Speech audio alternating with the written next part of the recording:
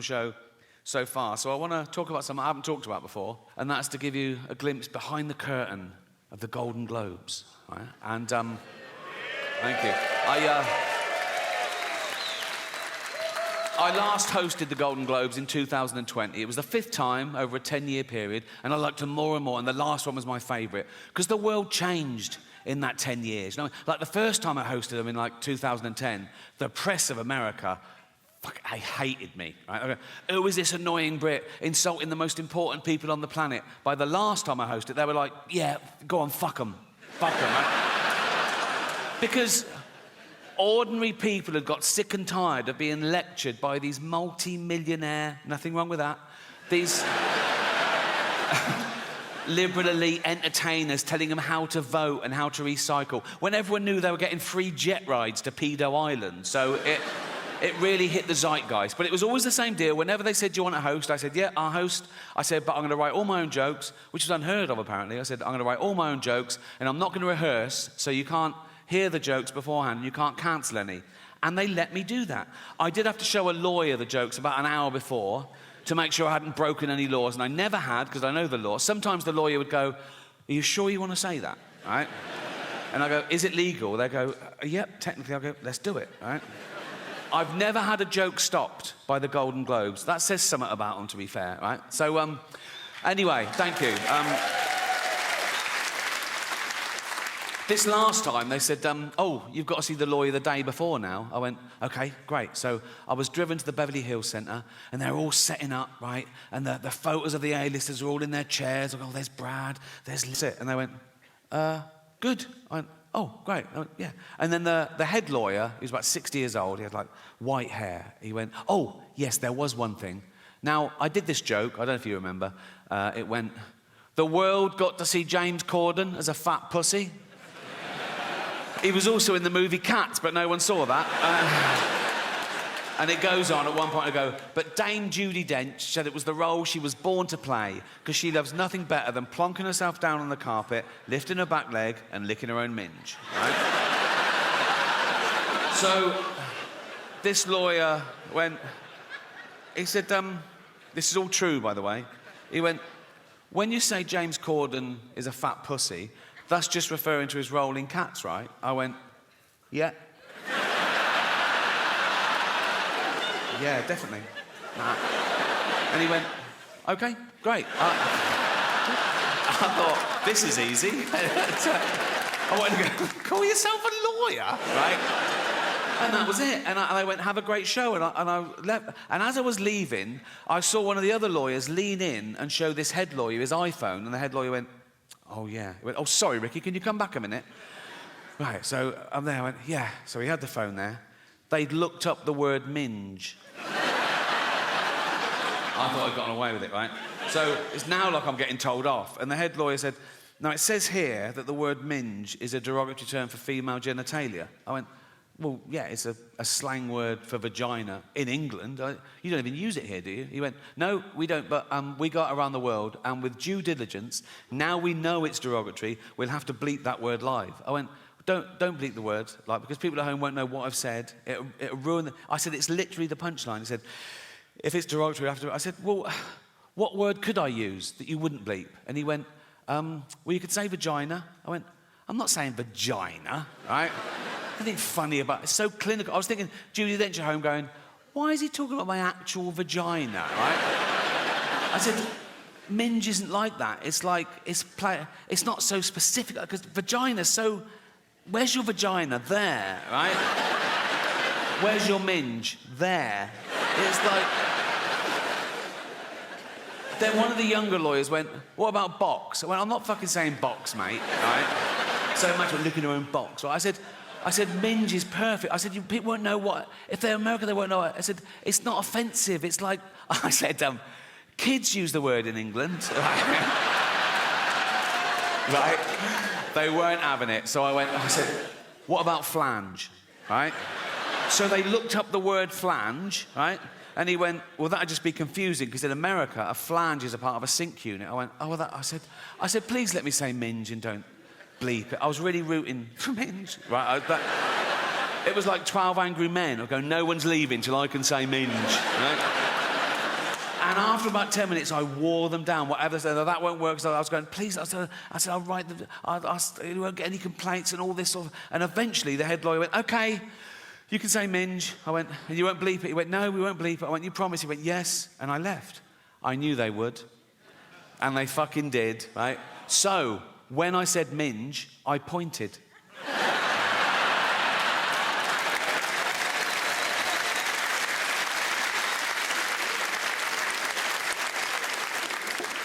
The most frequently asked question I get about the Golden Globes is always, was someone so angry about what you said about them, they came up to you afterwards and want to throw, and I always go, oh God, no. I wouldn't even say if that had happened, because I don't like gossip, to be honest, right? There was one guy I thought took it the wrong way, right? It wasn't a bad, no, the cameras went to him, and I'm not in control of the cameras, so I think he was caught in the headlights. It was Elton John, right? But it wasn't a bad joke. I was introducing Madonna, okay? And I later found out that him and Madonna were in this feud, and he hated being mentioned in the same sentence as it. But I didn't know at the time. I was confused, right? And it wasn't part of the monologue, but I'm there for like 3 hours, right? And now and again, the stage manager put a head around the door and go, "Do you want to introduce so-and-so?" And I go, "Yeah, fine." And I come out and I either do it straight or I ad-lib. And this was little ad-lib because I saw Elton in the front row, right? So this was a joke. I came out and I said, "Our next presenter is the Queen of Pop. Not you, Elton. Sit down," right? And it sort of went to him, he sort of went, and I was like, oh, fuck, he hated that. And I was thinking, why is he, I said, oh, God, do you think I'm homophobic? Oh, I'm not homophobic. There's always in my head. Then I thought, he must have heard worse, right? In the 1980s, right, when Elton John was in the closet, he wasn't out, he was married to a woman, right? He was also chairman of Watford Football Club. And he and his then wife would go along and watch Watford play, and the entire crowd would sing, "Don't bend down when Elton's around, or you might get a willy up your arse." Which puts my little quip into perspective, doesn't it? I don't know how football fans know how to start at the right time in the same key. Do they hand out sheet music before a fucking... We're doing Willy up the arse in C. Jeff's doing a solo. It's like... And what they usually do, they get a traditional tune so everyone knows it, and they change the lyrics. Some genius changes the lyrics, right, to be as offensive about someone or something or somewhere or whatever, right? So the tune they used to use, I remember it, it was that old Cockney knees-up song. My old man said, "Follow the van and don't dilly-dally on the way." Do you know that one? Remember the term dilly-dally? They use it very creatively in their version, right? So this was their lyric. It was the 80s. It's not politically correct. I apologise. But they're football hooligans. What are you going to do, right? So let's analyse their genius lyrics, right? This is what they used to sing. "Don't bend down when Elton's around, or you might get a willy up your arse." I mean, you might. Not necessarily his, but, you know, like mathematicians amongst you would have to go, yeah, there's a slight... Like, if 1,000 people bent down when Elton was around, one of them might randomly... Someone might come off a bicycle and go, "Sorry," like that, and they go, "Oh, fuck," and the scientists will go, "1." Do you know what I mean? There's a slight... Also, when Elton's around, that's ambiguous. That could fit... Like, you could have two gentlemen having anal sex in a hotel room, right? And then the next day they find out that Elton John was staying in the next room. They go, "Oh, I got a willy up the arse when Elton was around," you know? I'll give them that. Anyway. "Don't bend down when Elton's around, or you might get a willy up your arse. He has the nerve to call us dear. We all know he's a fucking queer." Sorry, right? And it goes... He dallies and dillies. They've reversed it. Why? He dallies and dillies. He plays with people's willies. Again, I don't know what "play with" means in this context. It could be like, wow. It could be anything, couldn't it? Wow. I thought you were going to suck it. No. He dallies and dillies. He plays with people's willies. He's up every arse in town. I'd stop him there. I'd go, no, you know, that is provably false. He's not up every arse in town, is he? We can prove that. Right, take a small town. Take Watford. 120,000 people. He is not up 120,000 arses, is it? I mean, half of them are women, so 60,000 tops, right? And I don't think he's been up 60,000. And if he has, good luck to him, but that's not my point. This is my point, right? what did his then wife think of that? Because he's in the closet, right? He's, you know, and she's just married Elton John the pop. She couldn't be, she's in love. She's so proud of him. Elton John, and he's chairman of Watford. She goes like, I'm married Elton John the pop star. I'm married to Elton John the pop star. And then the entire crowd sing, don't bend down when Elton's around or you might get a willy up your arse. She must have gone, why are they singing that, Elton? And he goes, I don't fucking know, watch the game. You know what I mean? It must have been awkward.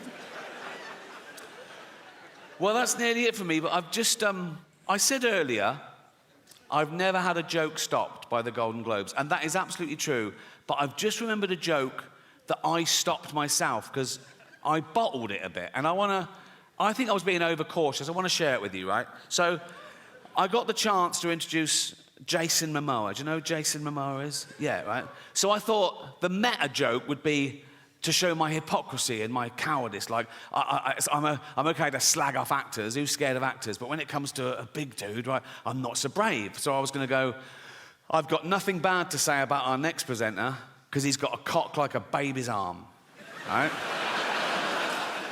And I told my mate I was going to do that, and my mate went, do you think people think that's racist? I went, why is it racist? He went, well, because he's a person of colour, and I went, no, but it's nothing to do with that. It's to do with the fact that he's so big that he'd probably have a cock like a baby's arm, right?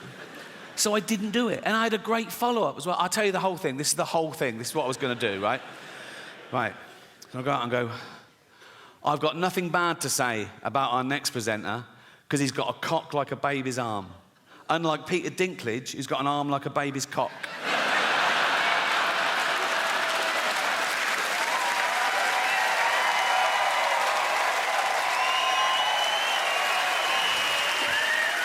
I reckon it's the next 10 years that I will. But as of now, my arsehole has never let me down. Very underrated, the human arsehole. Everyone goes, oh, the human brain, the greatest computer known to man. All the human liver can regenerate itself. Your arsehole is working 24/7.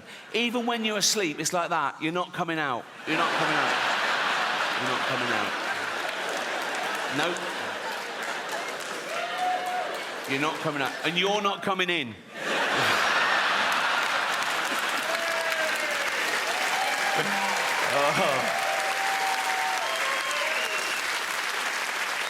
Because it's like a sewer in there, isn't it? But you've got a lovely little manhole cover. Think of that in real life. Walking along a pavement, there's lovely pavement. If that burst, and you know what's in a sewer, don't you? Piss and shit and cum and dead goldfish, and fetuses. In China, just the girl ones. Relax.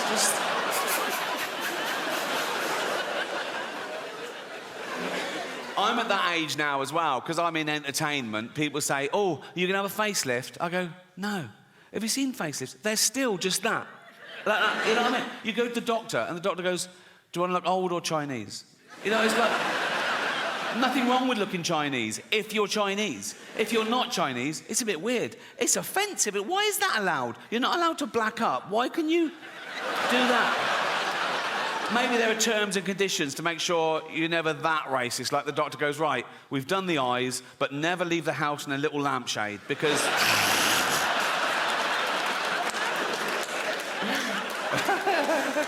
Oh, so childish. It's so childish. But I hope you agree it was a positive show. It wasn't about death, it was about life. And some people are so worried about dying, they forget to live. And some people are so scared to do something. Oh, no, that's dangerous, that's dangerous. All the most fun things are dangerous. Roads are dangerous. Alcohol is dangerous. Alcohol is a poison. I should know. I sell it. Dutch barn. Right? So, yes. Right.